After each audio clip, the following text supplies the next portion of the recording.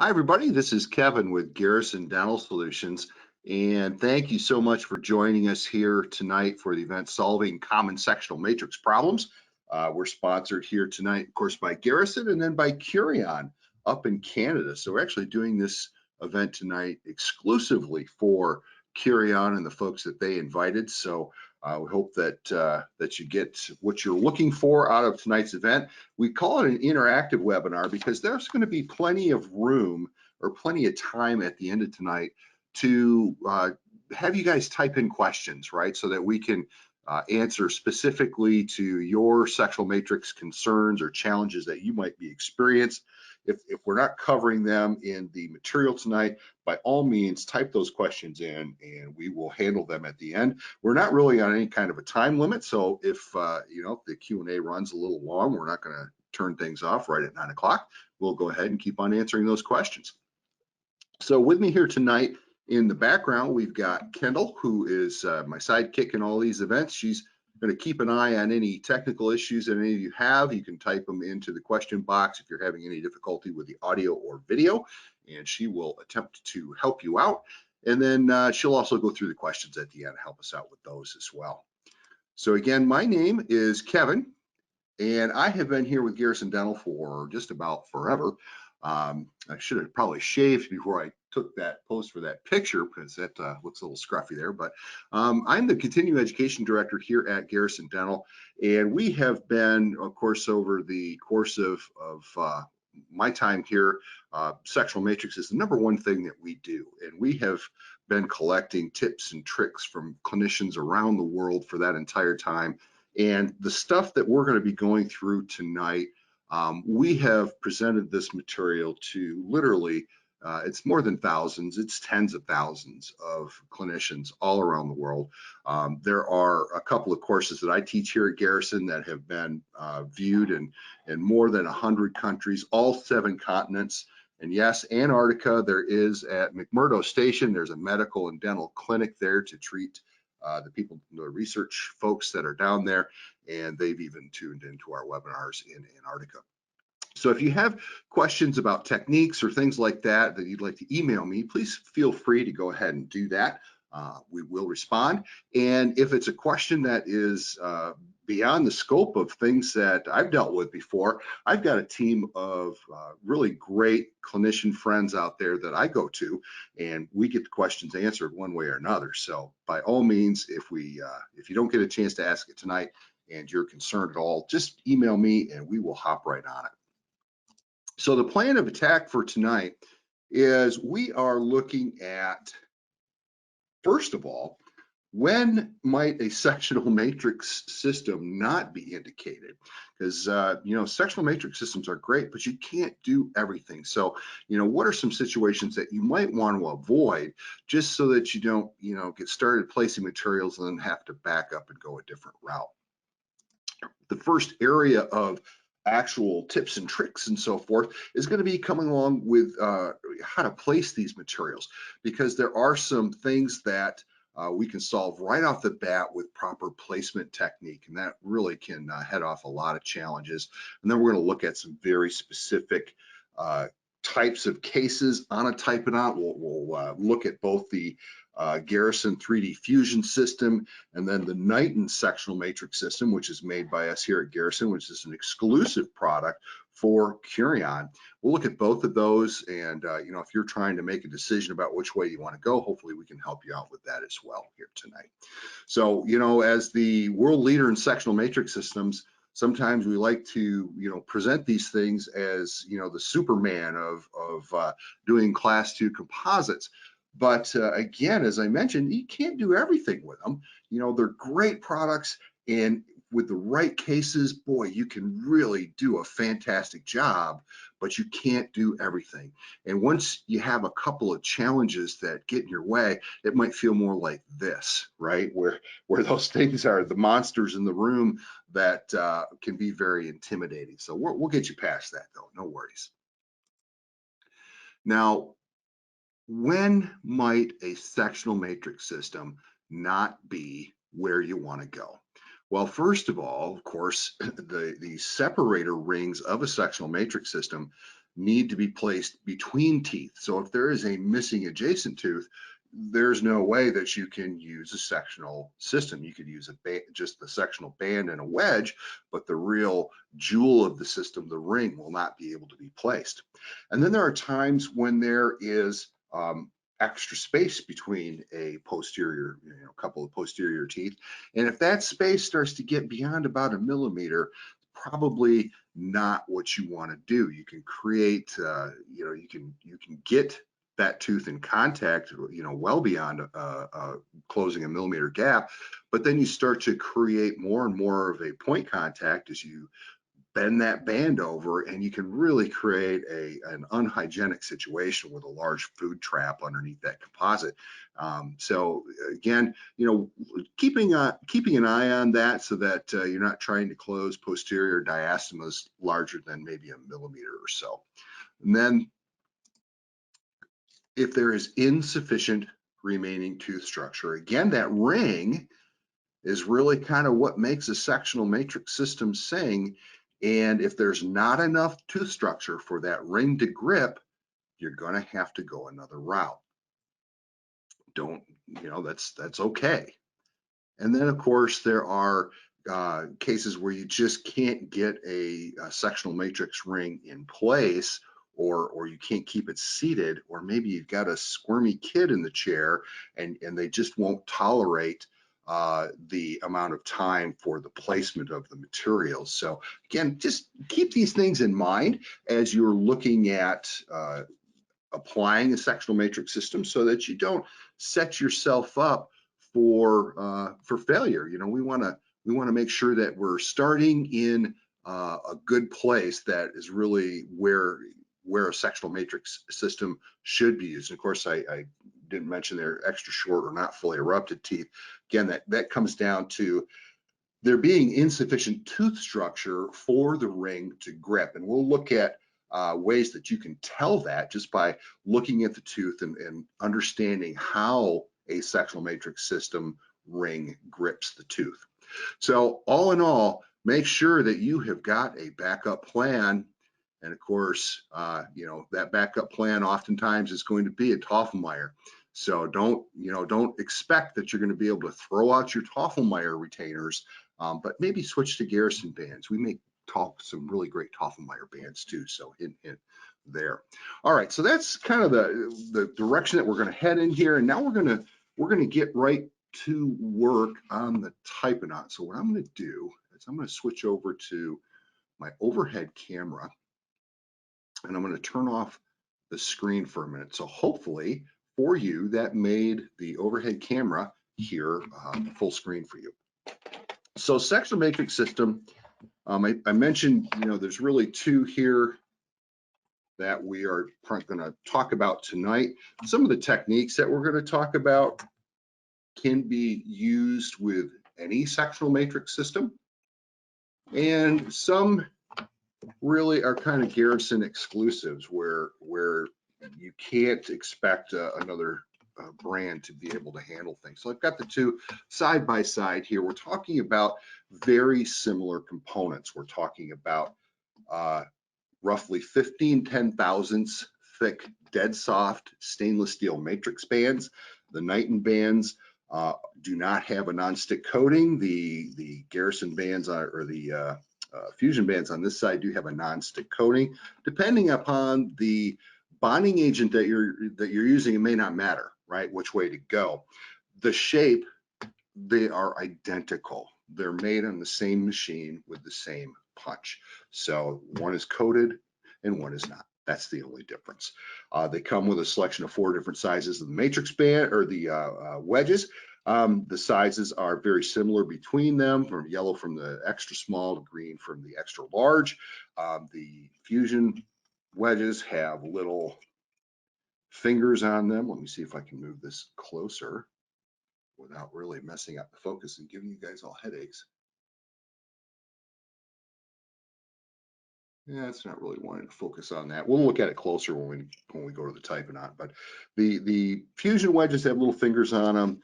The wedges, the Knighton wedges, are more firm, more of a traditional wedge, but very anatomical in shape, plastic. They insert very easily. And then it comes down to the rings. The Knighton system has 2 kinds of rings. The Fusion has 3. And the blue and the orange of the Fusion are very, very similar to the Knighton. The Knighton is a little smaller physically. So let's look at that here.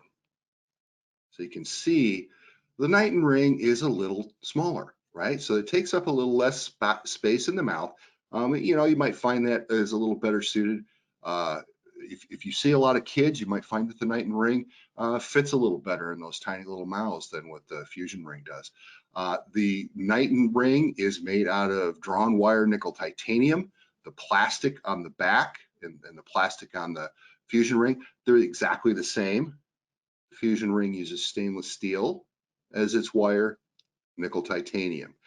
They're both generating very similar separating pressures and have incredible longevity.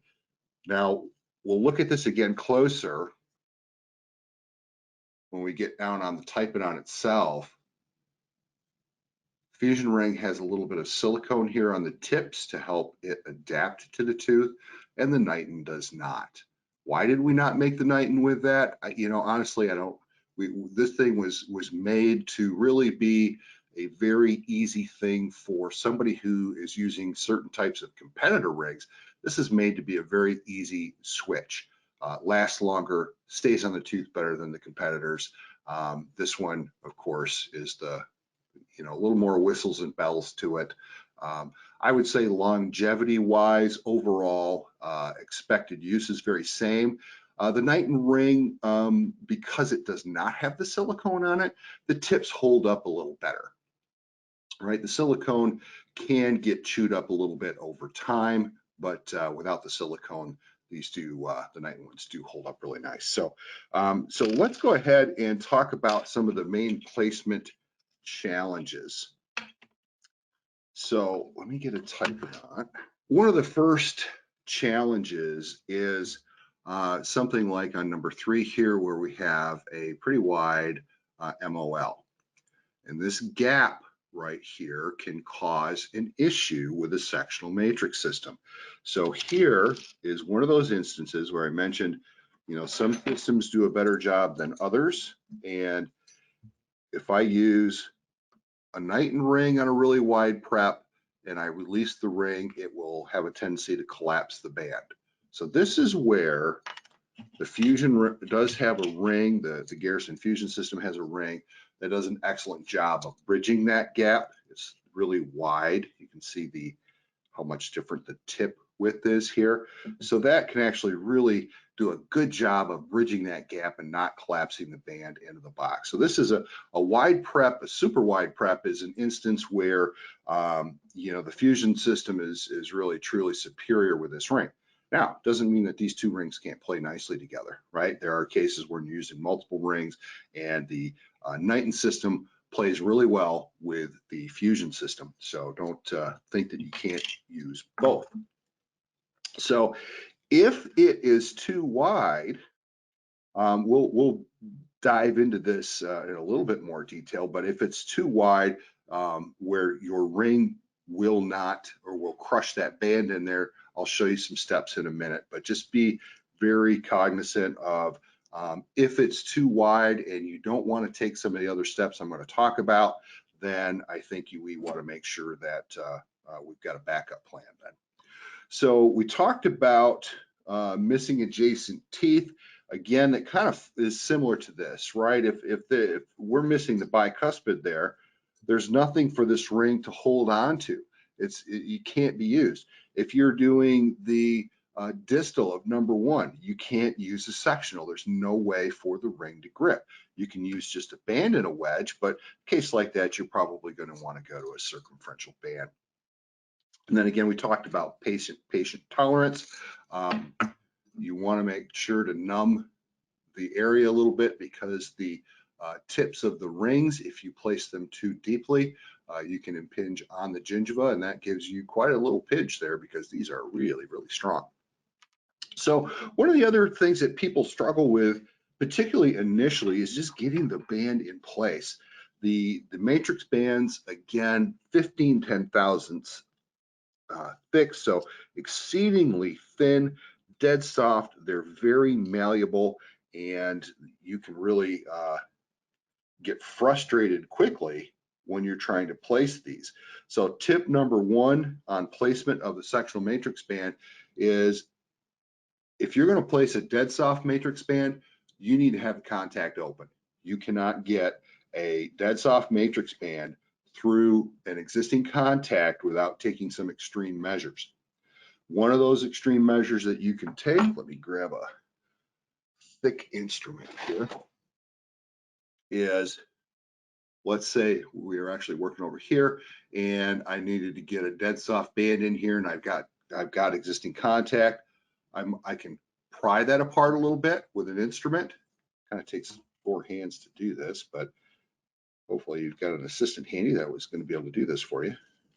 Hold that instrument and hold that gap open a little bit and allow you to subsequently, get that band started. Here we go. There's my band.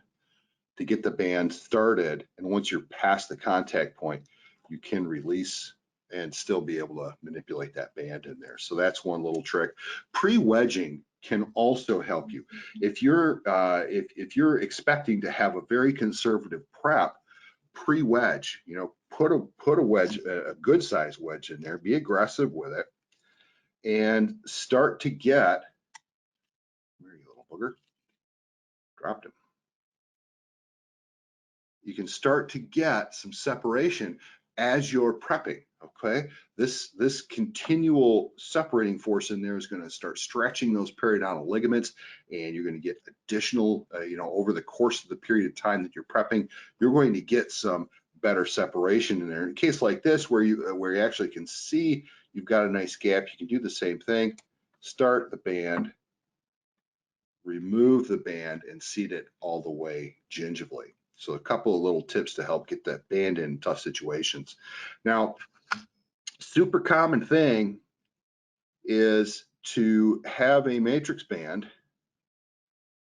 in place, and we want to get that little guy seated as far gingivally as possible. So we want to make sure that we're engaging the bottom part of that band with the wedge. However, during placement, if I'm not careful, you can see that band moved up several millimeters and started to shift around because it was not being held in place.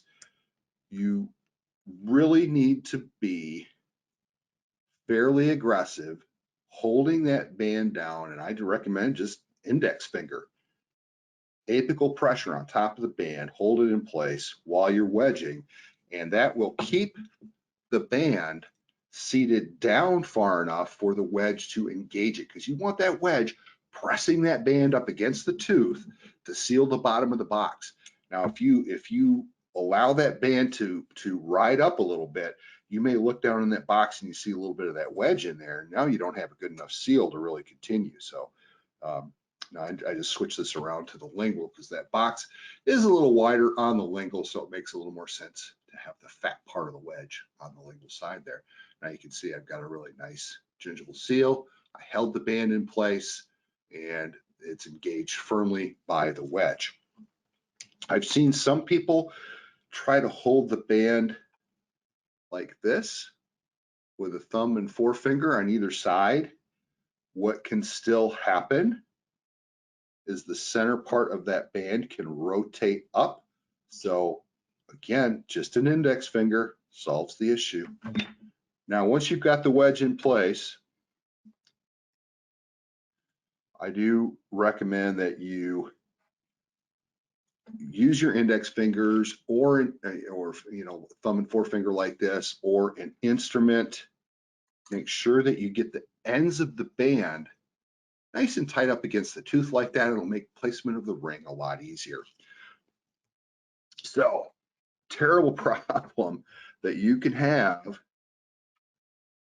is having the ring pop up off the tooth after you've placed it. And there's a couple reasons why that happens. First of all, if you're using a subpar sectional matrix system, you can look at those rings, look at them in this type of a view where you're looking down at the tips, and you can tell how well that ring is going to grip by this curvature, right? That curvature here is what allows that ring, the tips way down here at the gingival edge, to grip down below the infrabulge of the tooth and maintain on the tooth. I see a lot of systems out there where this is almost straight and there's nothing to hold that ring on the tooth. It makes it very easy for that to become dislodged, particularly in challenging locations. And by challenging, I mean the distal of the canine. So you're doing an MO on the first bi or a DO on the canine. That is a hard spot for a sectional matrix ring to grip. And this holds on there pretty good. I mean, you can still dislodge it if you really reef on it, but it holds on there pretty good, as does the fusion ring. Really grips that spot well. But I can tell you, a couple systems out there do not grip that spot very well at all. Short teeth. Okay, again, we talked about a short tooth or a not fully erupted tooth being a situation where you may not be able to use a sectional matrix system, again, because you don't have any of the infrabulge exposed to allow the tips to grip. So I don't know, I don't think I've got a pedo typing on handy, but you know, so making sure that again, if it is a really short tooth, you know, look at the profile of that tooth, and you should be able to get an idea of whether or not you're going to be able to seat the ring down far enough on the neck of the tooth to grip below the infrabulge and keep it in place. Same with like a rubber dam clamp. If for some reason I needed to clamp the same tooth that I'm working on, make sure you're using a wingless rubber dam clamp. The wings on a rubber dam clamp will really interfere with placement if you're having to clamp the same tooth that you're working on. Ideally, if we were working on this little combination right here, I'd clamp number 16 here, and my rubber dam clamp wouldn't even come into play. That it's completely out of the loop here of what I'm trying to accomplish. All right, so that's really kind of the gist of placement problems. I'm going to give you one quick tip here and this works on the Knighton rings, the fusion rings, any of the rings where you look at the side view and you see the notch to fit over the wedge. The placement tip I'm going to show you here will help you with the ring. So don't come in straight and straight down. Okay, I can demonstrate it this way a little bit. Out of the way here. So if I come in straight and come straight down, it becomes very easy for me to catch the edge of that matrix band and dislodge it or even crush it as I'm trying to place the ring. What I want to do is I want to come into it at an angle. And I want to come, in this case, I want to come from in front of the band into the band and actually push it right out of the way and rotate it down. Okay, so let's look at it from the top. Come in at an angle, push the ends of the band out of the way, rotate it down into position. Do the same thing with the fusion ring, into the band and down. Okay, that placement technique will, any ring that has a slot for a wedge, that will really help you out. Okay, so let's talk about some specifically tough types of cases. And I'm going to start with the granddaddy of them all, right? Back to back. That's the one we get the most number of questions about. So how do I efficiently restore a back-to-back restoration? I've got a DO on MO on number 15, MOD on number 14 here. I've got a little back-to-back situation, and there are, frankly, about 27 different ways that you could tackle that. And what is the most prudent method is the one that works best in your hands. So if you have had success restoring one of these at a time, by all means, continue to do so. There are some little cheaty things that we can do to try to do multiples. But again, if you're not comfortable with that, or you try it and you are dissatisfied with the result, there is nothing wrong with doing them one at a time. All right, so I'm going to place a couple of bands in here. I'm starting at the back and working my way forward. The reason for that is if I'm having to reach over for band placement and wedge placement, if I'm having to reach over material that I've already placed and not secured by placing a wedge, I can dislodge the more forward material. So I'm going to start at the back and work my way forward. I'm going to put both my bands in there. That's a little snug in there. Get that down in there. Now these, of course, have the little placement tabs on them. If you're doing a back-to-back and you're going to place both of your bands at the same time, cut those little tabs off. You can, the little scissors will trim those right off without any issue whatsoever. So just get them out of the way, because they're just, that's what they are. They're in the way. So I've got these in place. Why is this potentially beneficial? One thing, talking to doctors that I've had them tell me happens if they're not really careful, is if they place just one band and restore that tooth and then go to place the second band across from it, if they've overextended, or even if it was fairly small prep to begin with, they may actually make it extremely difficult to place the second matrix band. They might actually cause themselves to have to switch to not a dead soft band, but to a firm band, which I'll show you here in a minute. But they can cause themselves quite a bit of grief because they've actually closed off all the space that they had to place the second band. So by placing both bands at the same time, now I can ensure that I can get both of them in. And why did I place the third band? Kind of the same reason. When I wedge those two posterior bands, it's going to shift number 14 forward, and I might make this MO on number 14 more difficult to get the band in place. So by having them all in place, it's a little large of a wedge for that spot, but I was able to get that all the way through. You definitely want the wedge to penetrate all the way through so that you've got wedge in contact with the matrix band all the way across the interproximal space there. I'm going to use a little smaller one on here. Then I'm going to wedge this one. Now my bands are secure. They're not going to go anywhere. And I can place rings. Both the fusion system, let me get the long one here, and the Knighton system have a tall and a short.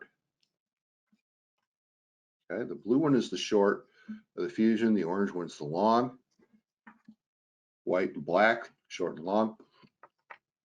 So the reason for that is to facilitate easier stacking of the rings when doing multiple tooth restorations or MODs. We always place the short ring first on the mesial, most restoration. So I get that in place. Now, this is where it's very important. You got to have the ends of these bands out of the way, because if I try to get down between there and I don't have the ends of the bands out of the way, I'm going to catch one of them. So I really want to make sure that I'm getting those out of the way. You might even notice I kind of pulled it into the backside of those and then wiggled it down in there. Okay, so now I've got a tall and a short placed. They're not interfering with one another, and I've got plenty of room to work. Now, as far as filling this, yeah, you're going to fill them one at a time. You can't expect to be able to maintain the quality of the isolation if you try to etch all of these, bond all of them, and then fill all of them, right? Because as you're, when you etch this and bond this one, you're going to be splattering material into this and vice versa. And we need to keep that pristine so that we can get a good bond. So, you know, you could decide which way you want to go. Maybe you want to do the, I think in this case, what I would do is I do the MO here on number 15 first, get that restored completely. I want to approximate where the midline of that is. I can manipulate that band a little bit. If I want to cheat it a little bit more towards number 14, I just push it over a little bit more, right? So fill this one. Now here's something kind of interesting. After I fill that, I'm going to get that out of the way. And why is that? Well, it's thin, right? 15/10,000ths, but there's still a thickness there. And if I get that extra thickness out of there, now I've got a little more room to work with where I can burnish the DO against my finished restoration. And I can fill that. And I can fill this one at the same time. Now, there's no reason not to do that. Some people do get concerned because when you're using two rings, you are reducing the overall amount of separation because this tooth in the middle is trying to be pushed towards the posterior and towards the interior at the same time. So there's a little less separation. So if you do an MOD and you go, gosh, you know, I used two rings and I just wasn't quite happy with the outcome, what you can do is set it up like this. You can etch and bond, fill one side first, fill the DO in this case first, and then take this ring off and pull this wedge out. Now this tooth can freely move towards the posterior and you'll get more separation right here. Burnish and complete the restoration. So again, there are, you know, from treating every single lesion as a separate restoration to setting it up like I just did, there's you know, 15 different ways in between there. So those are just a couple of recommendations that you might want to give a try, and then, you know, find the one that works in your hands and stick with it. So flash, let's talk about that common little booger of a problem.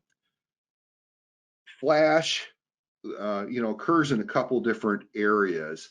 The most difficult, of course, to deal with is the gingival margin. You know, if we've got some flash on the buccal or lingual, it's relatively exposed, and we can get to that.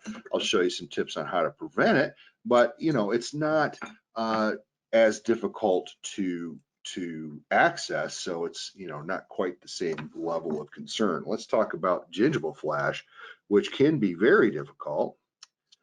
And let's look at this kind of simple looking little DO. So I'm going to pick a little different matrix band, one that's not quite so tall here.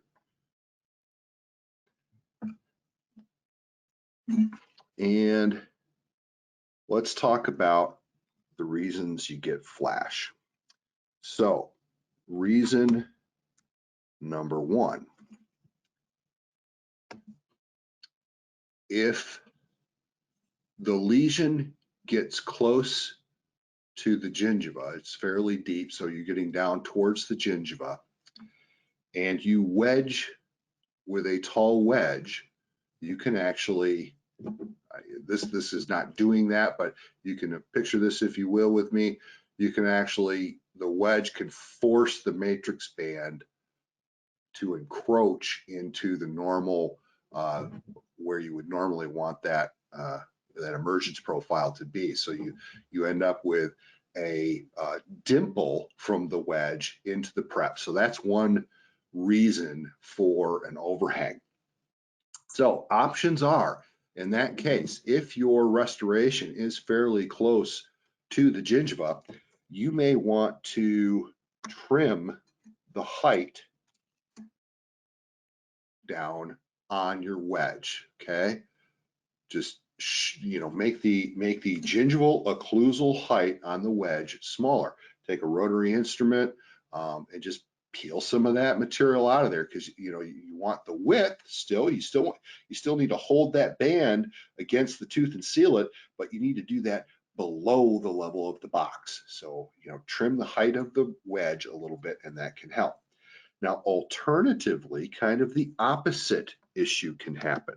So let's say you put in a really small wedge and you burnish your band, and you actually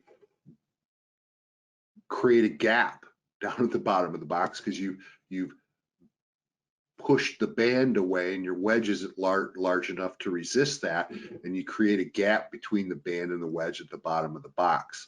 Or you dimple the band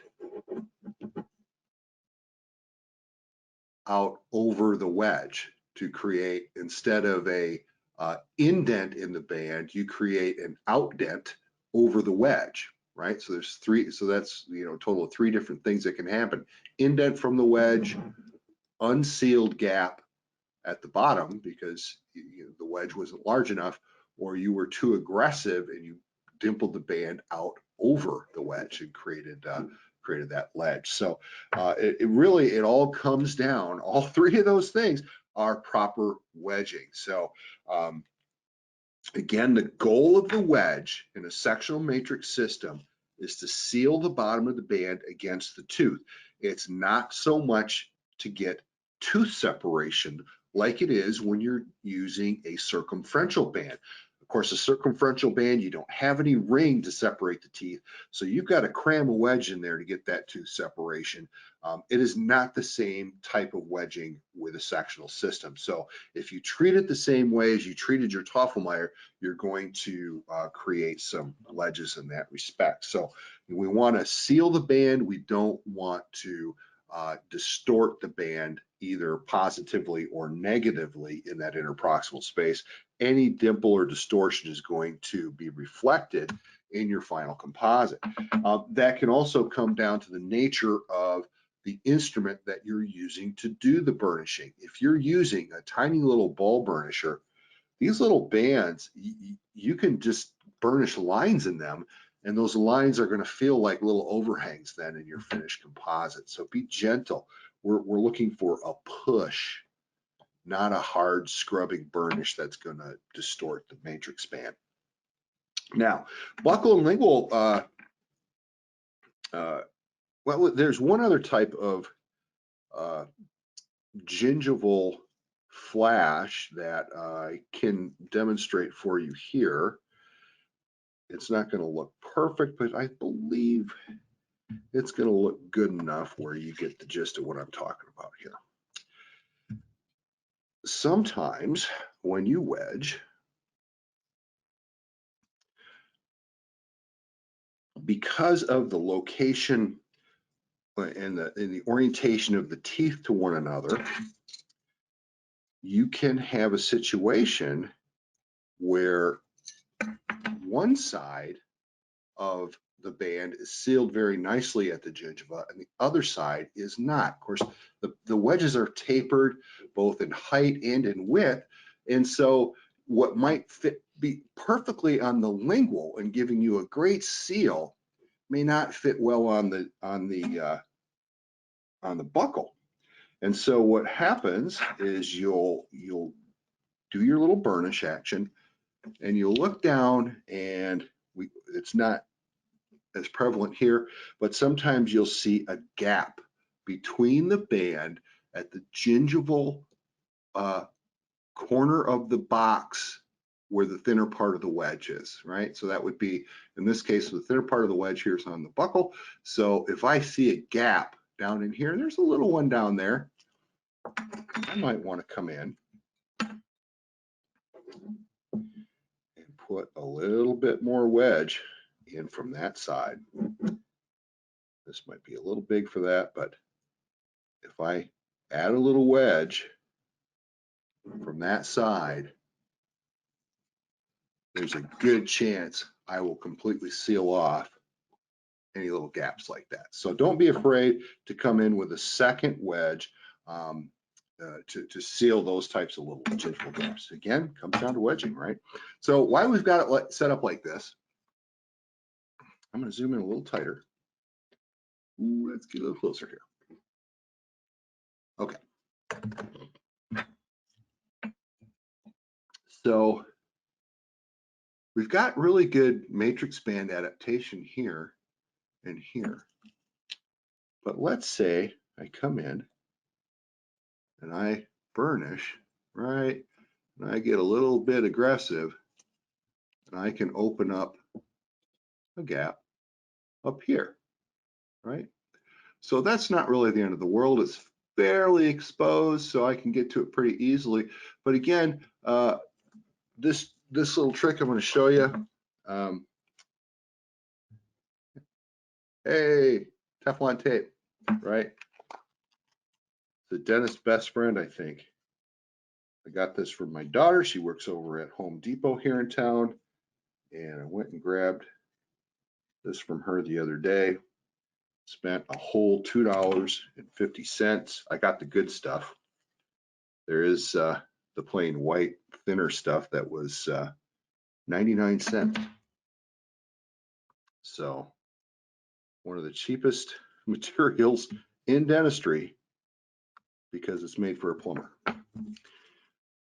I can come in behind the band with a little bit of Teflon and reduce that gap in there. Okay. Now you do probably a little neater job than I did. I just kind of crammed that in here a minute and I used a pretty good sized piece. But Teflon tape is your friend, and use it to help you adapt the band to all the varying types of dentition that you have to deal with. You know, the sectional matrix rings can help. The fusion rings do a really good job with that extra silicone on there of adapting the bands a little tighter, but even there I still have some gap. You know, I've got really good buckle seal of that band, but I got a little gap over there still. So still would want to use that. You know, all of these rings are made for average dentition, and you get all kinds of stuff that sits down in your chair, rotated teeth, malposition, all different kinds of stuff. And to adapt your rings to the situation is going to save you cleanup time in flash. All right, let's talk about wide preps. We're doing good here on time. So I showed you the green ring, the fusion green ring on a wide prep like that, bridges that gap very, very easily. So what do you do if you don't have a fusion green ring? Couple of things that you can do.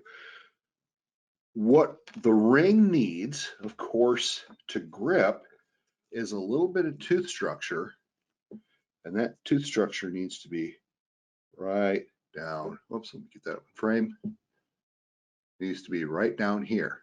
Doesn't matter if it's up here. I need something down by the gingiva for that ring to grip onto. Is when I put it on there, that's the part that has to keep that ring from popping that band into the preparation. So here I can let that go, but I am barely hanging on there. That's pretty tenuous. I'm not super thrilled with that. A little bit of motion on that ring and it'll move and pop into there on you. So what are your options? Probably the easiest thing to do is to build up just a little bit of material right here. You know, that's the trouble spot. Everywhere else we're fine. So if we freehand in a little bit of material here, we don't have to, you know, we don't have to put a Toffelmeyer on here, restore it, and then have to go back and recut a prep so we can get a nice contact. All we got to do is bring this up just a little bit right in the corner. Let's put a band on there and actually look at the difference between using a wide prep and the regular ring. So if it's just a little bit too wide, you know, that's an option. You can get away with a little freehand action there and get that in place. So when I'm placing a band on a wide prep, you just want to cheat it in that direction a little bit more, the direction of the extra wide area, so that you've got plenty of matrix material on both sides of that. And wedging it, and because these are generally, they're really wide open, it's a little hard to keep that band in place while you're going to grab your wedge. You may have to have your assistant hold a finger on that, or you hold a finger on it while he or she hands you a wedge. And you want to wedge it from the wide side, because I need the fat part of that wedge to help hold that corner down there. In fact, I don't like how that's sitting. I want to hold that band in a little bit further. What I saw when I looked down in there is I was seeing, I can't tell if I've got a little gap down right there in that lingual corner right here. Looks like I might have a little bit of gap right there. Okay, I need to rectify that situation. Of course, if we had built this up just a little bit, I wouldn't have that gap down there, but that's something you want to handle before you go too far. And again, I'm gonna grab a little piece of Teflon and ball it up, and I'm gonna shove it right down in that little corner. That's probably way too much.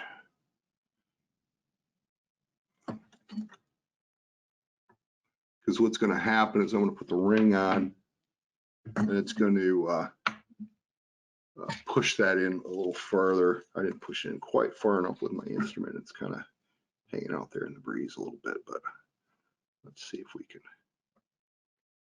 get that in there. Yeah, see, now I've got that closed off. That would have been a real problem. I wouldn't have had a good seal down there, and if I got any blood, saliva, or curvicular fluid seeping in there, that's a great failure point, because it would be really hard to get a good bond in there. So just a little Teflon, and I squish the Teflon in there with the tip of the ring, right? So again, if we get much wider than this, it's not going to matter what kind of ring you use. It's going to be very, very difficult to restore that. I mean, you can get away with quite a bit. Let's take a look at how it looks with the green ring on there now. Leave everything in place just like that. We'll pop the green ring on from the fusion ring.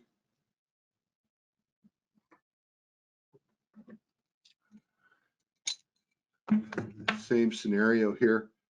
You can, if this extended out even further, I mean, you've got to have some material, particularly down at the gingiva, for the ring to grip on, or it just crushes it in. So there is a limit, absolutely a limit on how wide you can go with the sectional matrix system. You can extend that limit dramatically by adding a green fusion ring to your armamentarium. It's not something you're going to use all the time, but when you need it, boy, it's really going to help you out. So this is what I would actually consider kind of a standard wide prep. I mean, if it gets wide and deep, like this whole lingual cusp is fractured and fractured subgingivally, you're going to have to build up that subgingival portion before you can go on and restore it further. Because again, you've got to have material for the ring to grip.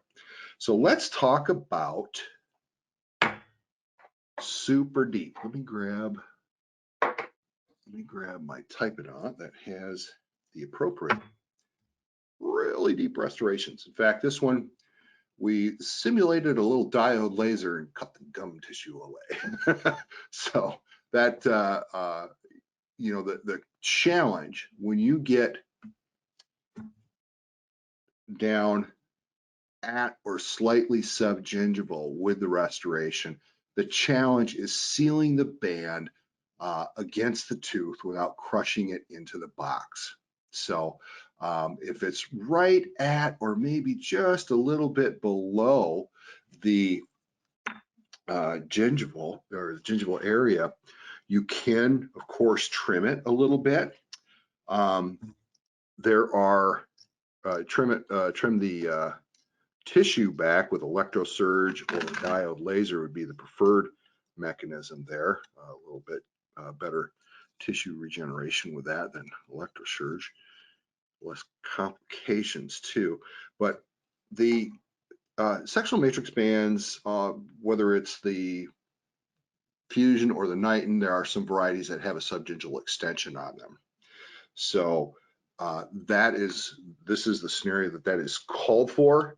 I'm going to grab one other type of band here that is not technically a Fusion or a Nitin, but this is the perfect scenario for it. So what's the difference between those two bands? This is kind of hard to show.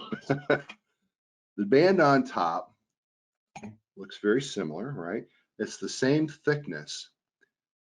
The metal itself is a little different. It doesn't like that reflection there. Let me put something different colored underneath there so it maybe stays in focus a little better. Okay. See, Teflon tape, you can use it for everything. So the one on the bottom is a dead soft 15/10,000 stainless steel. The one on top is a quarter hard 15/10,000 stainless steel. It is very springy and resists deformation very, very well. The one on the bottom, if I put pressure on it, whoop, yeah, crumples right up, right? So if I need to really drive a band down subgingivally, grab a hard band. It's called a firm band from Garrison Dental. And this is a real problem solver. It is ideal for wide preps like this one or deep preps like this one because it's firm. I can drive it subgingivally. It's a little tricky to get it past the, there we go, past the rubber sulcus on these typing on. There we go, we're down below that. And because it's firm, it doesn't have quite the same tendency to crush into the box. So I can still wedge. I have to be gentle here a little bit because if I wedge too hard, I can still crush that into there. An alternative method is to, you could try to pack some cord down in there. Again, Teflon tape. Let's see if we can do this. Let me grab a little string of that. And what I'm going to do is I'm going to twist it up kind of like a piece of floss. Okay. Oh, that popped right out of there, didn't it? There we go. They're back down in there. Just when you're not looking, they pop right out of there. This is probably a little too fat. I don't think I'll be able to floss it down in there. But you can take a piece of Teflon tape and roll it into like a piece of, yeah, it's too thick for that. And get it down in there and pack it down into the sulcus or a piece of retraction cord. Pack it down in there. Again, all we're trying to do, I don't need to get separation. I need to get a seal. And certainly with a deep preparation, that really adds to the challenge of getting that seal. But you know, so whatever methodology you can use to get that little bugger tight up against the tooth is going to be the way to go. And then once you've got that sealed off at the bottom, of course, we can apply our rig just like we normally would and restore that. So sealing the bottom of the box on a deep prep is the name of the game. An alternative is a completely different technique using a little different materials, which we call deep march elevation.